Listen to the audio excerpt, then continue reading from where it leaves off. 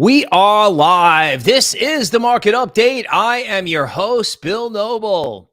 Happy Manipulation Monday, as one reader just described it. So we have tariffs back and forth. As a matter of fact, it's actually tough to find crypto news except Ohm nuking and going down 90%. We will start off by talking about that. I keep looking for a top in tariff headlines. It's not working out so far, but perhaps the market is like getting immune to this. And the reality about what's going to happen to the dollar and maybe also to treasury bonds is setting in. Everything over the weekend to me seemed really, really bearish.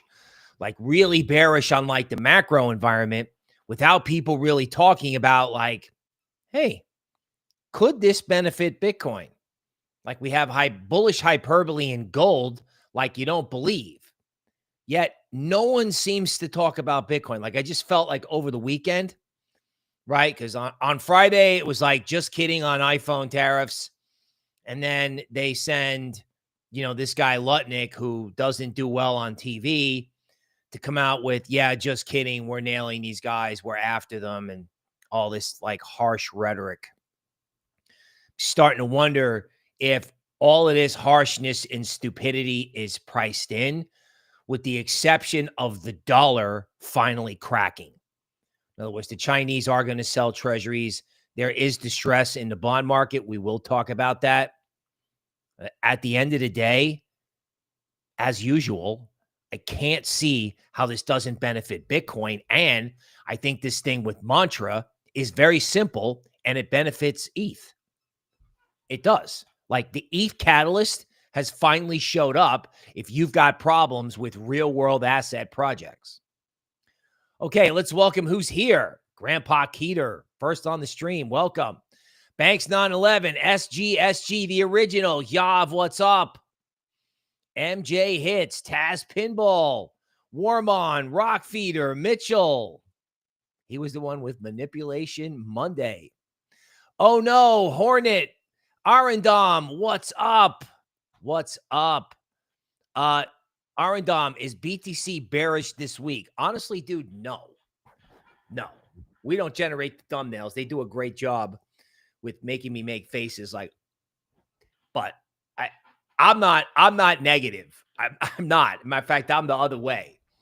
So let's jump into the news and let's give you your fast Monday market update. Okay, so it doesn't feel like anyone's really talking about this, right? Mantra nuked 90% in 24 hours. The team swears it's not them, right? We want to ensure it's fundamentally strong. This is triggered by reckless liquidations. One thing we want to be clear on, this was not the team. We are looking into it. Okay, so, this is a big deal. I mean, I was on a Twitter space once with the guy who ran this, and, he's like, yeah, dude, we're doing tokenized treasury bonds. He's like, yeah, we're doing it with BlackRock or whatever he was bragging about. He's like, we're already in it. Now, I'll tell you a couple things. First of all, when I was charting this for somebody in my group, I thought it would have stopped at $6, right? And it pumped to $8. Like it went like way beyond where I thought it could go. Now, I believe when it went to the premium zone on Luxalgo, I was like, oh, okay, that's enough. Not, let's do Ondo instead. That's what I remember saying about it. But I do remember that pump to 6 to 8 being, I was like, wow, really? That's pretty strong. Now, what would cause somebody to market sell a token, a huge chunk of the supply, I'm assuming, and knock the token down 80%? Like, why would you do that? Okay, well, there's a couple reasons. One, whoever sold the tokens has a margin call somewhere else.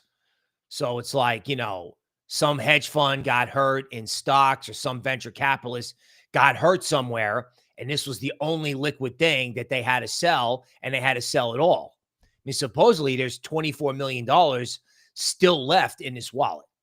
So is your plain and simple, somebody got liquidated because they had to pay money back somewhere else. Okay, that's the first simple version. Now, the second version is somewhere in this OHM universe, there's a tokenized treasury bond play that maybe is got problems. I don't know. Like, for example, OHM tokenizes treasury bonds. Like, that's kind of what they do. That's their big thing. So is there something wrong with the treasury bond position? Now, does an OHM token holder have a tokenized treasury bond position that has somehow gotten caught in this treasury bond mess from last week? Now, of course, we don't know. We don't know, right? But we know when Luna collapsed like this, we were like, oh, wow, look at that. Luna collapsed. What do you know?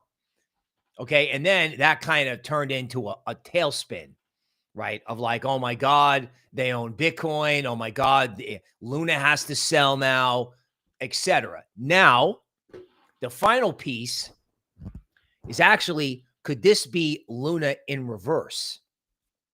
And here's what I mean.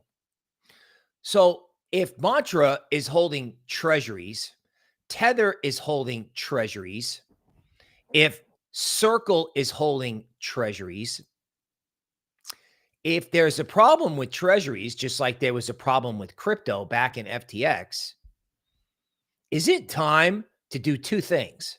One, buy Bitcoin and get out of the stable coins or anything that has weird interest rate risk. Or two, get out of RWA and get into ETH DeFi. In other words, is DAI backed by an overabundance of digital assets better than a stable coin that has treasury bonds? Does this not explain why ETH is perky this morning? Bitcoin tried to dip back to a trend line. Bounced right off the trend line and just kept going. So, like Luna was something bad for crypto. And I'm wondering if this is something bad for legacy, for the bond market and for the dollar. It's that simple. Now, of course, everyone's going to go, oh, well, it's just like Luna. And oh my God, it's going to crash. Okay. I mean, we always talk about this. Crypto can always crash. And I don't know. You can listen to a tactical trader who wants to get leverage short. They all want to get leverage short, right? They all got leverage short Solana on Saturday, and that may blow up in their face. Because again, plain Jane DeFi may be better than RWA if RWA is attached to tokenized treasuries. If there's a problem in the bond market, there's no if. There is a problem in the bond market. The question is, are these RWA tokens projects exposed to that, is what I'm saying. Because I don't think it's a coincidence that this happens and eats up 5% the next day. It does not. And Bitcoin looked like it was going to go lower and then turns around and goes higher. In other words, crypto seems to be like ignoring the tariff thing. And stonks, by the way, while I'm at it, why are stonks higher today? I thought the tariff news was like, oh, well, we're doing iPhones. We're not doing iPhones. We're doing this whole thing. Maybe stonks are like, you know what? I think I'll buy stonks when they're down because there's no tariffs on Bitcoin and the Magnificent Seven tech stocks. Maybe I'll buy stonks and get out of treasuries. Maybe the problem isn't with stocks or crypto. Maybe the problem is with bonds and the dollar. Has anyone thought of that? Probably not. Right? So it's not manipulation Monday. It's asset allocation Monday, where everyone goes, okay, Bitcoin, Ethereum, stonks, treasuries, dollar. Bang. Meanwhile, we'll talk about now, if that's true, okay, I'd be taking the other side of the following, oh my God, scenarios. Okay, the Trump family is going all in on crypto projects from Bitcoin mining to stablecoins. Little did we know that they were going to blow up the dollar. Little did they know that the reason that they got long wasn't the strategic reserve, although that may happen. That may have to happen because they're going to nuke. They're going to nuke legacy, or they're going to nuke the dollar. Who knew? Okay, so tariffs, it won't stop. China will not win its tariff war with America. China has 4 big weapons, rare earths, dumping treasuries. Everyone hurts China more than it hurts us. Okay, well, you can say that about all wars. Okay, all wars have casualties. So I think this guy is right. I think the Chinese economy is such a fragile position. They have to talk tough, right? But some kind of backroom deal is going to have to be reached because, like, if the orange man wants to go, well, if it's a choice between our economy completely breaking and your economy completely breaking, I'll play chicken with you. Now, that's dangerous, but,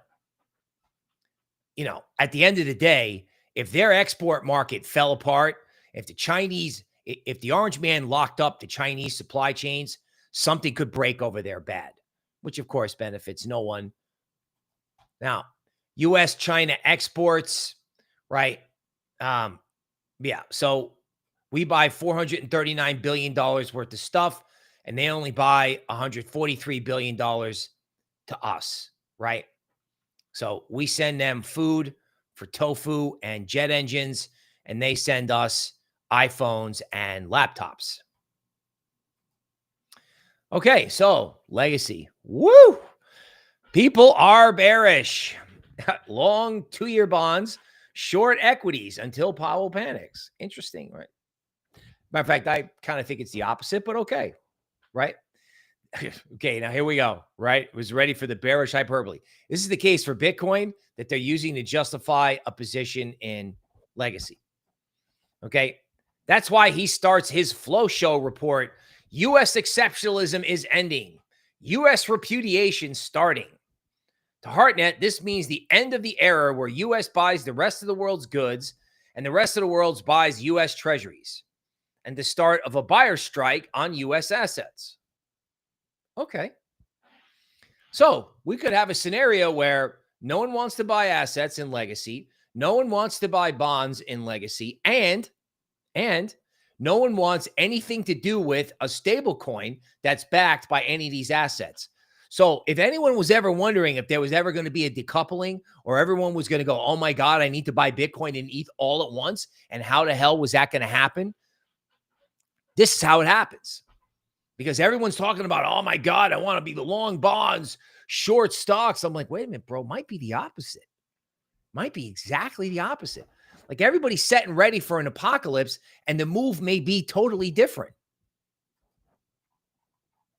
Hedge fund CIO, politicians, policymakers, and central bankers are the last to panic. Okay? The smartest people know that if you're pretty sure at some point there will be a panic, make sure you're the first to exit.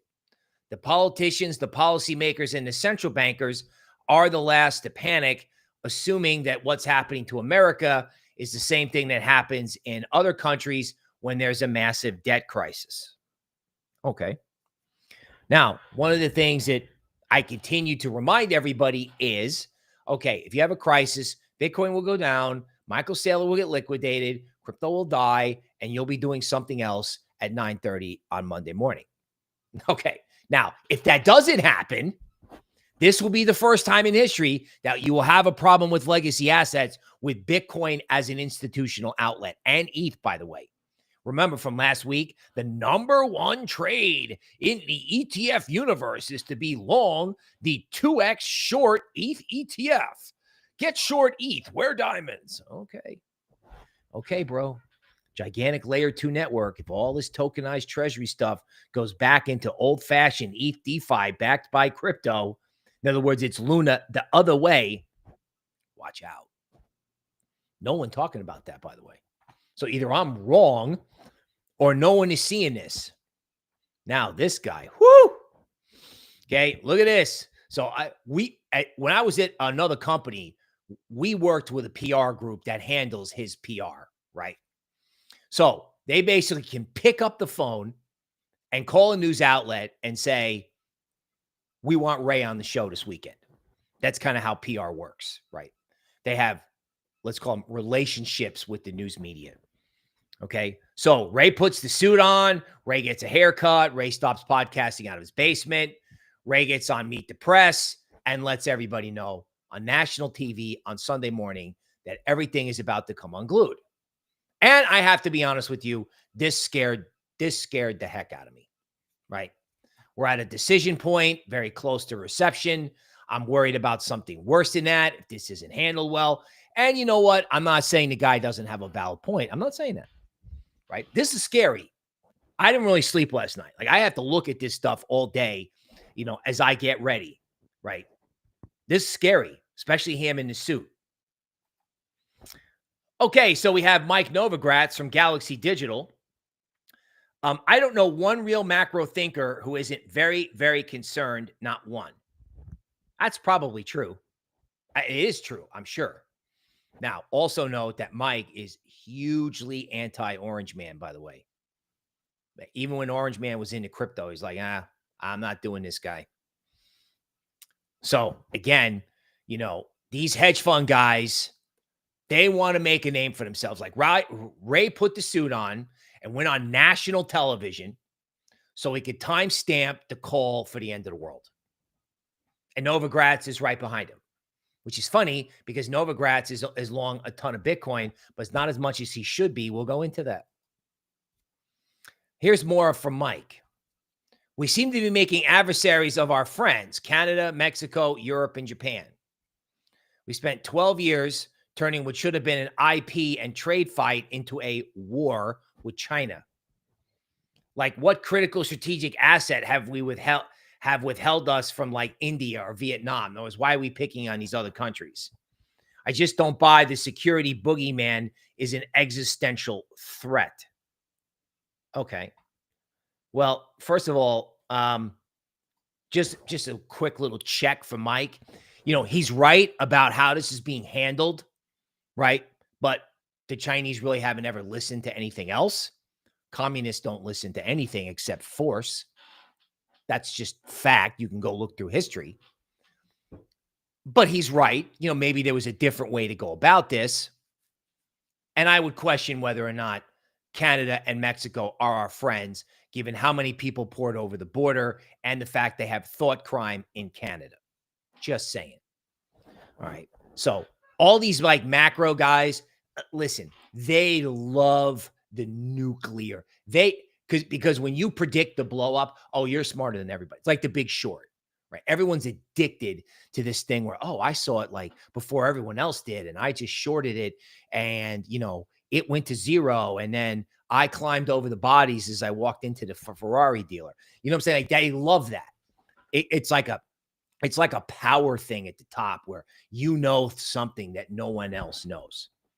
It's intoxicating. I do this all the time, and I could get on here and tell you it's the end of the world. I can make the whole case. But you can read it on Zero Hedge. You can watch Ray Dalio on national TV. You don't need me to tell you. You need me to tell you something different. Now, on the subject of Mike, so let me get this straight. This is a Bitcoin mining facility. Okay? That's pretty big, huh? And Galaxy Digital is now taking out the Bitcoin mining equipment, okay, and is making it an AI data center. Now, I'm sure whoever this is paid Galaxy a ton of money to do it. I'm sure it was very profitable for Galaxy. I'm not questioning that, right? Galaxy may be gigalong Bitcoin. They're like, we got a lot of Bitcoin. I don't know if we need a miner. Interesting perspective, right? So, again, AI data centers, which, by the way, are absolutely in no way, shape, or form profitable, right? OpenAI is not profitable. People are spending money on AI like it's like they can't do it fast enough. And I get it. It's kind of a race to make the next big thing, but it's not profitable. It isn't. Like they're spending hundreds of billions of dollars on these data centers. Okay. What's the return on investment there? Not in the short term. If they build Skynet, it is, but where's the profitability now? So somebody was like, okay, yeah, man, we want to get busy, want to get involved. But we dumped Bitcoin mining. Really? You dumped a facility that creates the strongest software and the strongest money combined. Now, if somebody was willing to pay you a wild amount of money for that, but I was like, who would let go of a Bitcoin miner? All this talk about Bitcoin going to $1 million, and they can't get rid of it fast enough. It's like, hey, Mike, what are you doing? I mean, maybe this has to do with them going public, but still, I looked at this and I'm like, wow, we're not interested in Bitcoin anymore? That doesn't make any sense to me. Now, this has to be the worst possible outcome for the bond market. Uncertainty at March 2020 high. By the way, in March 2020, Bitcoin was the first thing that bottomed. Stonks had another leg down. Bitcoin was the first thing that bottomed and was 70% higher off the cough, cold, and flu low. Just saying. If the plan was to announce near-term exemptions to calm down the bond market, it has failed miserably. Buckle up for a wild week as the world ends. How about we buy Bitcoin and ETH instead? Crazy, right? Who would say that? Certainly not the the journalism major interviewing Dalio in his suit. No, of course not. Dalio's like pointing at her, giving her the business. Okay, Orange Man says no one is getting off the hook, especially not the Chinese. Chinese go, okay, pulling rare earth metals, and we have a big you-know-what measuring contest. Okay, bullish gold, PO_N, literally. Gold models are not working. Fair value over spot rises to record highs. So yet more legacy mathematics that is uber bullish gold. China adding 50 tons in February. All right. Okay. So we're doing a dollar devaluation. That's what gold is really about, right? It's not like, ooh, let me hoard this rock. Oh, I have this rock. It's a safe haven. It's a rock. No, it's about a dollar devaluation. Like when I started as an 18-year-old intern at JP Morgan in their currency desk at 60 Wall Street, which has got to be one of the most unbelievable experiences of my life. Just that building was brand new when I started. The gold desk, which had all of 2 people, was attached to the currency unit. What's going on in gold is a dollar devaluation, and no one gets that. No one gets that. Gold could go to $4,500 by the end of 2025. Well, thank goodness the investment banks are finally bullish. So they have a recession, $4,000 gold. They have all this priced in, not one word about Bitcoin. None. Now, gold could go to 4,000. Gold could actually go a lot higher than that, right? Because this dollar devaluation is huge, and there could be something going on in the mechanics of the gold market where there isn't enough physical gold to go around. Volume in Shanghai is huge. Okay. The thing about Shanghai is that it's actually a physical metals futures exchange. There isn't this BS that you have here where, oh, I have an IOU that says I own gold. No, they don't do that over there. It's like if you have a futures contract, you get gold. There's none of that as I understand it. So it's like, China, explosive surge, record volume, right? Demand for gold is strengthening. Volume of gold futures traded in Shanghai. Woo! Hot. Who's talking about Bitcoin? Where is it? No one. No one's talking about Bitcoin. Central banks are buying gold. Not Bitcoin. China, 5 tons in February. China reported 5 tons. They actually bought 50. Why? Well, because they're looking to back their own currency. Their currency is toilet paper. So's the ruble, by the way. They need gold to back those currencies.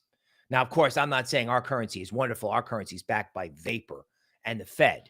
So I'm not dissing. What I'm saying is they're doing this because they're worried about their own currency. President Trump says there was no insider trading at the White House. I love this. I mean, Marjorie Taylor Greene did get long Apple and a whole bunch of stocks on Friday. Very interesting, right? Just in case you think these sovereign players have your interest at heart, they don't. They don't.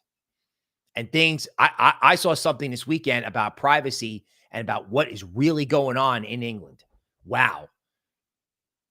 Supposedly, according to this one news report, if a parent tries to take an iPad away from a 5-year-old, the parent can go to jail. That's the rumor. I don't know if that's true or not. These people don't have your interests at heart. They don't. Okay. And you need to remember that when it comes to privacy, especially if this earth-shattering move actually does occur. Okay. So this guy is calling for the Chinese yuan to fall apart. A lot of times when you break out of a triangle like this at the apex, that can happen. Okay. And if their currency crashes, then you're going to have repercussions across all financial markets, right? If their currency crashes, they could sell treasuries and you're going to have a currency, you're going to have currency volatility. So first you had stock volatility. You had a little bit of crypto volatility. You had massive stock market volatility. Now you're having currency volatility, bond volatility, and that's what triggers Bitcoin and ETH, in my opinion. Because I could just sit here and say, oh yeah, the world's ending, sell. That's the market update. We'll see you next week. But I don't think that's the right call. Okay. So interesting. A billionaire who scaled Facebook in a viral interview just exposed how global trade is rigged against the American middle class. Interesting who's saying that, right? And of course, you saw the Orange Man and his cadre at UFC events, right? UFC fighting, for anybody who doesn't know, is that's kind of like that's a preferred fun thing for blue collar people to do. I like it. You know what I'm saying? But if the entire administration goes to the fight, that's their base. They don't care about treasuries. They don't care about the Magnificent Seven. That's not, they care about gas prices and food prices. That's what they care about. You blinked, and just like that, the Solana community shipped another dozen updates. Wow, man, I know guys on the internet, man. They want double-digit Solana. They are after this thing. Now, I'm not saying you can't have insane volatility, because if you have a problem in real-world assets and things like that, you can't have insane volatility. But I'm trying to figure out the case to have double-digit Solana when the whole crypto market is the alternative to this debacle. This is what Satoshi wrote the white paper for, but I guess we'll see. Okay, so Orange Man says, you know what? I'm not happy with CBS, and I'm going to sue you for billions. Play around and find out, right? This guy is just, I don't know, man. He's just after it. Only 4% of people worldwide own Bitcoin. Are you a part of the 4%? It's incredible, right? 3% of the people in Europe own Bitcoin. 3% of the people in Asia own Bitcoin. North America is 10%. So U.S. households have 50% of their net worth tied up in stonks, and only 10% own Bitcoin. And you notice this whole conversation this weekend, article after article, tweet after tweet after tweet, nothing about Bitcoin. Nothing. We don't even have Michael Saylor, right? Matter of fact, if something's circulating, it's this thing from his 8K, which I talked about like a week and a half ago, where, if Bitcoin goes low enough, he'll have to sell because he's uber leveraged using legacy instruments. So sell the legacy trash and buy Bitcoin. And everyone's talking about him getting liquidated. And when they talk about him getting liquidated, it goes straight up. It just does, in my opinion. SEC signals massive crypto trading shakeup. What does the SEC know about the legacy market? Like, why? I mean, yeah, they're coming in, they're dropping everything. It sounds wonderful, right? It's great. Hey, you can do tornado cash if you want. Whatever you want, do it. Thank goodness, because you may have to do it. Has anyone thought of that? Likely not. Okay, so Grok wants to do XRP. ChatGPT wants to do Ondo. Okay, more than likely, ChatGPT may not be up on the fact that we have a real world asset going on. I have no problem with XRP. I don't know how XRP's stablecoin is backed. Okay, obviously that has to be looked up. But new coins and new stable coins versus coins that are just simply holding treasuries, I would prefer anything other than the ones that are holding treasuries, right? Like the biggest risk to Tether and Circle is that you have something weird go on in the bond market that I don't understand. You don't understand, like the Big Short, right? Now, everyone's like, well, I understand the Big Short now. Yeah, but we didn't understand it in 2008. Like we understood that there was a problem, but we didn't know exactly what it was. We didn't know it was toxic mortgage-backed securities packaged into bonds and products that were bought by huge players and banks. We had no idea about that. At least I didn't. I was a chart guy. Okay. I don't have a problem with XRP. I don't have a problem with Solana. I don't have a problem with any stable coin that's actually holding crypto. And, Ondo could be okay. Maybe there's a real world asset project that's like winner take all. I definitely would be looking into the fine print of tokenomics and what assets these guys have. And if you can't figure it out. That's my opinion. I'm not saying that there's a reason to get out of Ondo. Ondo's partnered by BlackRock. So if Ondo is messed up, well, I guess the whole world is screwed up. And ChatGPT is also pretty smart. All I know is that you better do your own research on both real world assets, stable coins, and DeFi.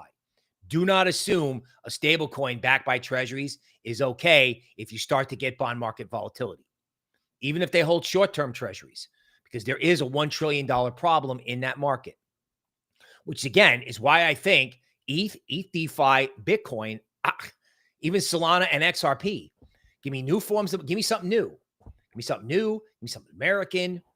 Get out of this legacy stuff. Get out of this. I mean, if they're buying stonks to get away from it, how could they not be buying crypto at some point? Especially if this hits the news and people go, oh my God, there really is a problem. Because you know what? The Chinese are going to fight back. They're going to sell treasuries. They're going to sell the dollar. The only thing that's probably stopping them is the Fed, because the Fed has come out and says, okay, go ahead, man. I mean, again, the Federal Reserve, it doesn't matter whether Powell is a deep state tool or not. If national security is involved, the Fed will step in. Trump leaked crypto projects buy more SEI as altcoin accumulation continues. Okay. It denies it sold ETH and is buying more layer ones. Now, I don't know. That's either a paid promotion by the layer one, or they're looking to get involved in networks and invest in networks that can benefit when the world changes. It's interesting, don't you think? Okay, so more disaster stuff. Actually, I can't take any more disaster stuff. Let's go over here. Okay, so Solana, bears want to get short against 139. Okay, this is a daily chart. According to the DeMark work on the number 4, that was your great opportunity to buy a dip. That was your dip. Now, if this thing blows through 140, it gets interesting. If it doesn't, so ETH on a daily chart, nothing, right? It has to get above 1800. There's nothing. It's like a void. There's like nothing happening. Now, the good news is on ETH, on a 4-hour chart, there is room to go to 1800. And this feels like a slow creeping, like accumulation cone, little creep, maybe.